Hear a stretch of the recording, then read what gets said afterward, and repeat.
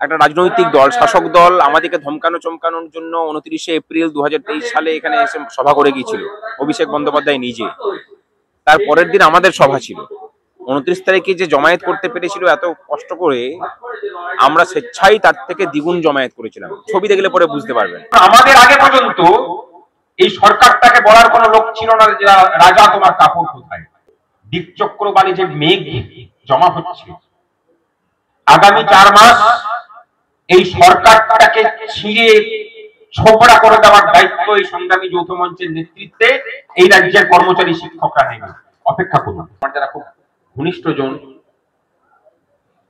একজনও বলল না যে 27 তারিখ আন্দোলনটা হোক। অধিকাংশই মত দিলেন যে পিছিয়ে যাই আমরা। প্রচন্ড দোলাচল চলছে। এদিকে আমাদের আইনজীবী প্রতি মুহূর্তে মুহূর্তে ফোন করছেন বিক্রম ব্যানার্জি, কোনো মতেই পিছিয়ে যাবেন না, বাকিটা আমি সামলাচ্ছি। রাত 3টে পর্যন্ত বিক্রমের সাথে কথা হচ্ছে। পরের দিন ভোরবেলায় ট্রেন ধরে এখানে আসবো দুর্গাপুর থেকে 27 তারিখে। কেউ ভাবতেও পারিনি যে এতদিন চালাতে হবে। আমি কিন্তু মানসিকভাবে প্রস্তুতি নিয়ে রেখেছিলাম যে আন্দোলনটা শুরু হবে, বসবো, তারপর অনশনে যেতে হবে। না হলে এই রাজ্যের কর্মচারীর দিকে অন্তত এক করা যাবে না। ওই চূড়ান্ত একটা আবেগের জায়গা তৈরি করতে না পারলে, এত বিভেদে আমরা বিভাজিত, আমাদের মাঝের যে একতার ভূমিখণ্ডটা এত এত ভাগে বিভেদের নদীরা বিভক্ত করে রেখেছে যে আমরা ছোট ছোট বদ্বীপে পরিণত হয়েছি। আমাদের কোনো অখণ্ড ভূমি নেই। সেই বদ্বীপগুলো থেকে অখণ্ড ভূমিতে আনয়ন করতে গেলে একটা তীব্র আবেগের স্রোতের প্রয়োজন, এবং সেই স্রোত নিজেকে ক্ষয় করতে না পারলে ওঠানো সম্ভব নয়। রাত্রেবেলায় সারা রাত ছটফট করছি, সিদ্ধান্ত নিতে পারছি না। যার কথাটা না বললে নয়, বিক্রান্ত দিক থেকে বলে যাচ্ছে, মানে আমার অর্ধাঙ্গিনী সুচিত্রা যে প্রত্যেকটা লড়াইয়ে হয়তো আমার আগে থাকে, ও হঠাৎ করে বলে উঠলো যে তোমার তো এত মানে সিদ্ধান্তহীনতায় ভোগা তোমার তো চরিত্র নয়, তোমার আবার ভাবনা কিসের, তোমার তো পিছিয়ে মানে পিছু টান কিসের, তোমার তো পিছু টান বলে কিছু নেই, যা হবে দেখা যাবে। যার উদ্দেশ্য নিয়ে কর্ম করছো সেই ভগবানের উদ্দেশ্যে নাম নিয়েই নেমে পড়ো, কোনো পিছিয়ে আসার জায়গা নেই। আমি না অদ্ভুত ভাবে ভেতরটা শান্ত হলো, আমি ঘুমিয়ে পড়লাম। পরের দিন দুজন মিলে বেরোলাম। তারপরেও এখানে এসে দীর্ঘক্ষণ লড়াই চলেছে। সেই দিনে রাতটার কথা মনে আছে, আমরা ওখানে বসেছিলাম, আমরা সবাই হাত লাগিয়েছিলাম খুঁটি, আমরা সবাই মানে খুঁটি গেড়ে ওখানে বসেছিলাম, মানে গাদাগাদি করে, কিন্তু কি অদ্ভুত একটা আনন্দ। সেখানে সমস্ত স্তরের কর্মচারীরা সেখানে এক জায়গায় আমরা অবস্থান করছি। তীব্র শীতের রাত, সেভাবে কাটানোর পরে এই জায়গাটা তৈরি হলো। এখানে প্রথমে কিচ্ছু ছিল না, না থাকার জায়গা, প্রচন্ড শীত। তারপরে অনশন শুরু হলো 13 দিনের মাথায়। তার আগে 2 দিন প্রতীকী অনশন, তারপরে আমরণ অনশন শুরু করলাম আমরা। তখন ধুলো, এখানে ধুলো প্যাচ প্যাচ করছে, যে প্রচন্ড ধুলোতে ধুলোর সাথে লড়াই করতে হতো আমাদের। আমরা কর্মচারীদের ঐক্যবদ্ধ হতে দেখলাম বিভিন্ন অরাজনীতির মুখোশ করে আন্দোলনে সামিল হয়ে, আন্দোলনের আবেগকে কাজে লাগিয়ে সংগ্রামী যৌথ মঞ্চের মুখোশ ধরে গিয়ে নিজেদের ব্যাংক ব্যালেন্স মজবুত করতে বিভিন্ন সংগঠনকে দেখলাম। এর মধ্যে থেকেই নিজেদের পৃথক পরিচয় তৈরি করে, যে মঞ্চ তোমাকে পরিচিতি দিল সেই মঞ্চের গায়েই মিথ্যা করে রাজনীতির কাদা লেপতে দেখলাম। কর্মচারীদের স্বেচ্ছায় দান করা অর্থের দিকে শকুনির মতো দৃষ্টিতে তাকিয়ে থাকতে কোনো কোনো কর্মচারী নেতৃত্বকে। সময় যেমন সবকিছুকে পবিত্র করে, আপনি যদি গোমুখে যান দেখবেন যে জলটা পুরো কাদা, সেই গঙ্গায় কিন্তু ঋষিকেশে এসে একদম নীল রং ধারণ করছে। যে সুবিধাবাদের মুখোশ করে, উদ্দেশ্য নিয়ে, সৎ মানুষের মুখোশ করে যেসব সাথীরা এখানে এসেছিলেন, সময়ের স্রোত তাদের মুখোশ খুলে তাদেরকে এখান থেকে বিচ্ছিন্ন করেছে। সংগ্রামী যৌথ মঞ্চ কি দুর্বল হয়েছে? আমি বলবো না হয়নি। যদি দুর্বল হতো তাহলে সমর্থনে ভাটা পড়তো। গত 28শে জুলাইয়ের আমাদের নবান্ন অভিযানের যে ভিড় আপনারা দেখেছেন, সেটাই প্রমাণ করে দিয়েছে যে এই মঞ্চের গ্রহণযোগ্যতা একটুও কমেনি। ভবিষ্যৎ আরো অনেক কিছু প্রমাণ করবে। বহু ইতিহাস এই মঞ্চ রচনা করেছে,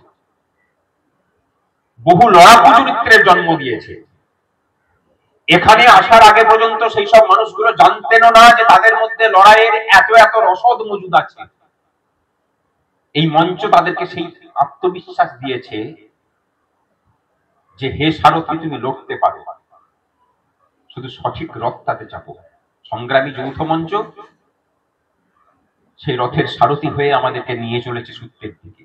লড়াইটা একটা মিথ্যার যে আবেশ, সেটাকে ভেঙে টুকরো টুকরো করার লড়াই। অনেকে বলবেন যে তোমরা তো ডিএ নিয়ে লড়াই করছো।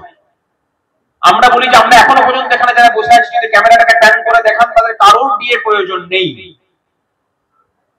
বাস্তবিকের প্রয়োজন নেই। লড়াইটা অধিকারের লড়াই, সেই লড়াইয়ের জন্য আমরা লড়ে যাচ্ছি। আমরা অনেক বেশি করে মনে করি যে এই রাজ্যের মানুষের অধিকারগুলো ভূলুণ্ঠিত হয়েছে, সেই অধিকারগুলোকে প্রতিষ্ঠা করতে হবে। কারণ আমাদের আগে পর্যন্ত এই সরকারটাকে বলার কোনো লোক ছিল না যে রাজা তোমার কাপড় কোথায়। আমরা বলতে পেরেছি, আমরা আমাদের দাবিগুলোকে প্রতিষ্ঠা করতে পেরেছি। কর্মচারীরা তো এই রাজ্যের দ্বিতীয় শ্রেণীর নাগরিক। আমি দ্বিতীয় শ্রেণীটা হয়তো খুব বেশি করে বলে ফেললাম, তৃতীয় বা চতুর্থ শ্রেণী বললেও অত্যুক্তি হয় না। কর্মচারীদের কোনো দাবি দাওয়া ছিল না, মাঠে ঘাটে বলা যেত না যে আমার এটা পাওনা আছে। স্বাধীনতার পর থেকে কর্মচারী সমাজকে সাধারণ মানুষের প্রতিদ্বন্দ্বী হিসেবে খাড়া করা হয়েছে। মানুষের যা কিছু অভাব অভিযোগ, যা কিছু পূরণ হয়নি, আর এই কর্মচারীর দিকে দিতেই তো শেষ হয়ে যাচ্ছে। তোমার জন্য আছে, ওরাই তো সব খেয়ে দিচ্ছে। সেই জায়গা থেকে আজকে আমাদের দাবিটা প্রতিষ্ঠা পেয়েছে। হার না মানা লড়াই দেখেছি আমরা। আমাদের এক একজন সাথীকে বদলি করেছে, আমরা ফিরিয়ে নিয়ে এসেছি। তার নবতম সংযোজন দুজন মঞ্চে বসে আছে। সরকারি কর্মচারী, তাও আবার অফিসার গ্রেডে চাকরি করে, তার বদলিকেও যে আটকানো যায় আমাদের আগে কেউ বিশ্বাস পর্যন্ত করতে পারেনি। আরো একজন লাইনে আছে, আমাদের অন্যতম কনভেনার শ্রীবাস্তব, কথা দিচ্ছে তাকেও ফিরিয়ে নিয়ে আসবে।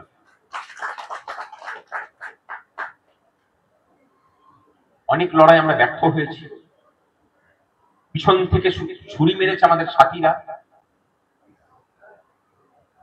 প্রকাশ্যে থাকা শত্রুর বিরুদ্ধে যে মানসিকতা নিয়ে লড়াই করা যায়, বন্ধুর বেশে থাকা শত্রুদের বিরুদ্ধে সেই শক্তি নিয়ে লড়াই করা যায় না।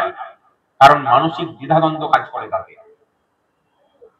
সে আমার মিত্র নাকি সে শত্রু, সেটা চিনতে চিনতেই দেখা যায় যে সে যা ক্ষতি করার ক্ষতি করে দিয়ে চলে যায়। কিন্তু এখান থেকে বেরিয়ে যাওয়ার পর তারা বুঝতে পারে না যে ইতিহাস হয়ে গেছে। আমরা কিন্তু টিকে আছি বন্ধু, এবং অপেক্ষা করুন, দিকচক্রবালী যে মেঘ জমা হচ্ছে, আগামী 4 মাস এই সরকারটাকে ছিঁড়ে ছোবড়া করে দেওয়ার দায়িত্ব এই সংগ্রামী যৌথ মঞ্চের নেতৃত্বে এই রাজ্যের কর্মচারী শিক্ষকরা নেবে। অপেক্ষা করুন। লড়াইটা এক খাতে প্রবাহিত হয়নি। অনেকে বলেন যে যারা বামপন্থী তারা বলেন ওটা বিজেপির মঞ্চ, আরএসএস এর মঞ্চ। যারা বিজেপি আরএসএস এর কট্টর লোক তারা বলে তোরা তো আমাদের ঝান্ডা ধরে, ওরা হচ্ছে ছদ্মবেশী বামপন্থী।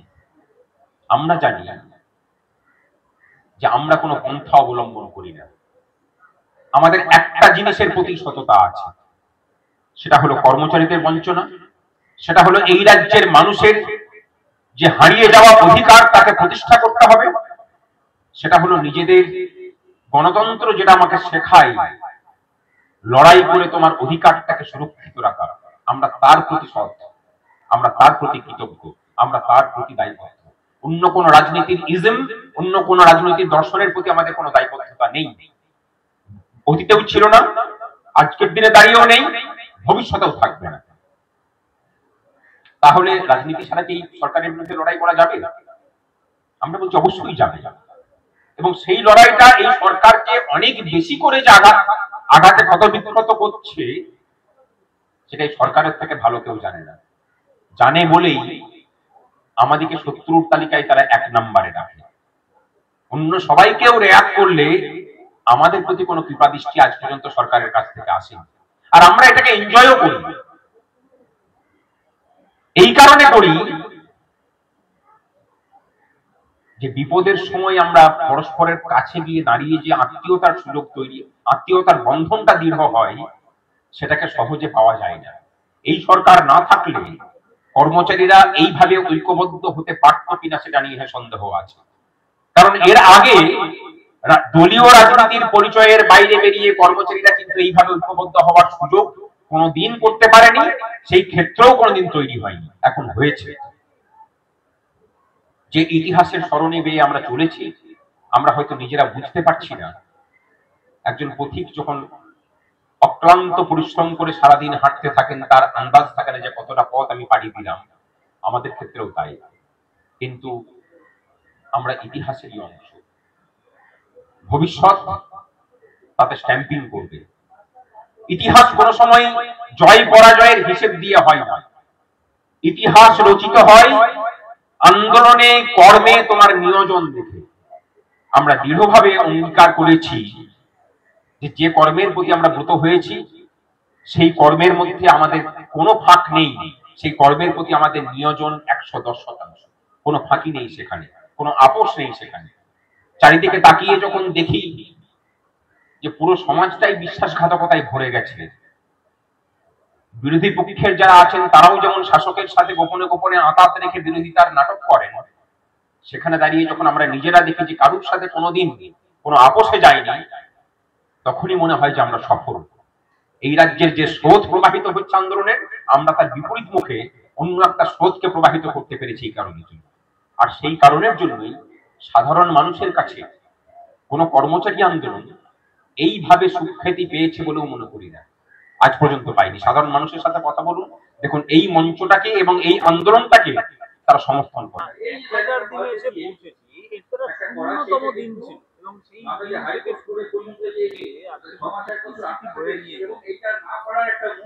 প্রচুর স্মৃতি, মানে এই স্মৃতির কথা বলতে গেলে বোধহয় ঘন্টার পর ঘন্টা পেরিয়ে যেতে পারে।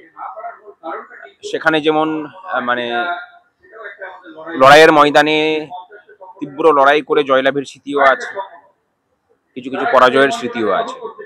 সেখানে যেমন অনেক পজিটিভ জিনিস আছে, সেখানে নেগেটিভ জিনিসও অনেক আছে।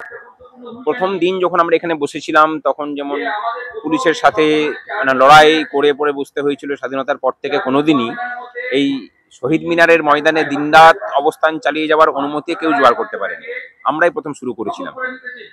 আমরা মানে এখানে একটা রাজনৈতিক দল, শাসক দল আমাদেরকে ধমকানো চমকানোর জন্য 29শে এপ্রিল 2023 সালে এখানে এসে সভা করে গিয়েছিল অভিষেক বন্দ্যোপাধ্যায় নিজে। তার পরের দিন আমাদের সভা ছিল। 29 তারিখে যে জমায়েত করতে পেরেছিল এত কষ্ট করে, আমরা স্বেচ্ছায় তার থেকে দ্বিগুণ জমায়েত করেছিলাম। ছবি দেখলে পরে বুঝতে পারবেন। সুতরাং প্রচুর পজিটিভ দিক আছে। বিগত 14 বছরে কেউ হরিশ মুখার্জি স্ট্রিট দিয়ে কোনো মিছিল করতে পারেনি, আমরা করেছিলাম। নবান্নের বাস স্ট্যান্ডে 2 দিনের অবস্থান বিক্ষোভ কর্মসূচি করেছিলাম। বহু ইতিহাস সঙ্গে আছে। আবার ঠিক একই সাথে আন্দোলনের নাম করে